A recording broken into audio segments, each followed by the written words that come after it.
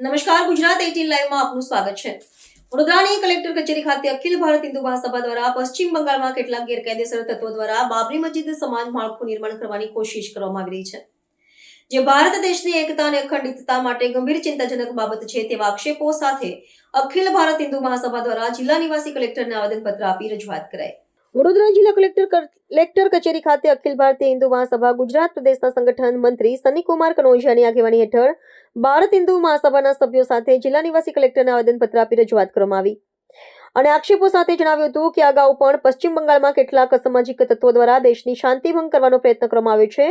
અને નવી બાબરી મસ્જિદ બનાવવાનો પ્રયાસ થઈ રહ્યો છે। કેટલાક બાબરો દ્વારા દેશની એકતા અને અખંડિતતા સામે ખતરો ઊભો કરવામાં આવી રહ્યો છે તેવા આક્ષેપો સાથે અખિલ ભારત હિન્દુ મહાસભા દ્વારા કરવામાં આવેલા દેશભરમાં ફરીથી એવી સ્થિતિ ઊભી થાય છે તે ભારત દેશ અને સમગ્ર હિન્દુ સમાજ માટે અત્યંત હાનિકારક સાબિત થઈ શકે છે।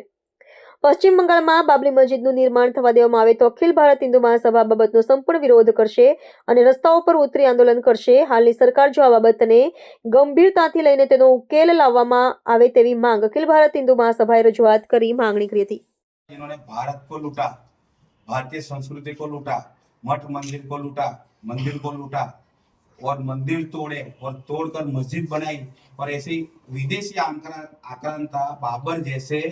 उसकी बाबरी मस्जिद नाम दिया गया, उसका सख्त हम अखिल भारत हिंदू महासभा विरोध कर रहे हैं और ऐसा तुरंत नाम उनका हटाया जाए क्योंकि विदेशी आक्रांताओं ने भारत देश को काफी चोट पहुंचाई है। आज वडोदरा जिला कलेक्टर साहेब ने आवेदनपत्र आपवामां आव्युं छे अखिल भारत हिंदू महासभा प्रदेश तरफथी के पश्चिम बंगाल अंदर बाबरी मस्जिद नाम थी मस्जिद बनाववामां आई रही है अने एना माटे फाळो एकत्रित करवामां आई रह्यो छे। आ सरासर सनातन हिंदू धर्मनुं अने भारतीय संस्कृतिनुं अपमान है, कारण के बाबर जेवा आक्रांता के जेने देशने लूट्यो, मंदिरों तोड्या, मंदिरों तोड़ीने मस्जिदनुं निर्माण कर्युं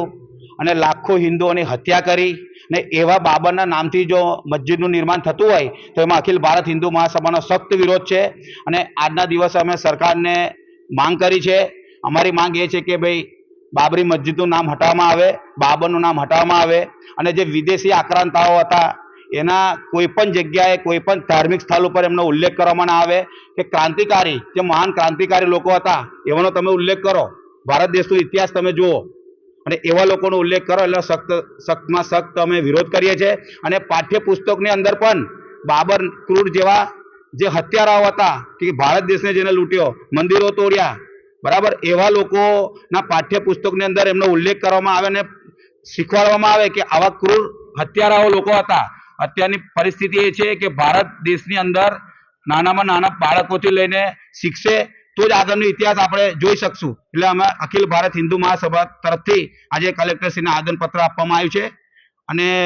અમે માંગ એટલી જ છે કે બાબરનું નામ હટાવવામાં આવે અને તત્કાલ ધોરણે સરકાર એના પર પગલાં લે અને એ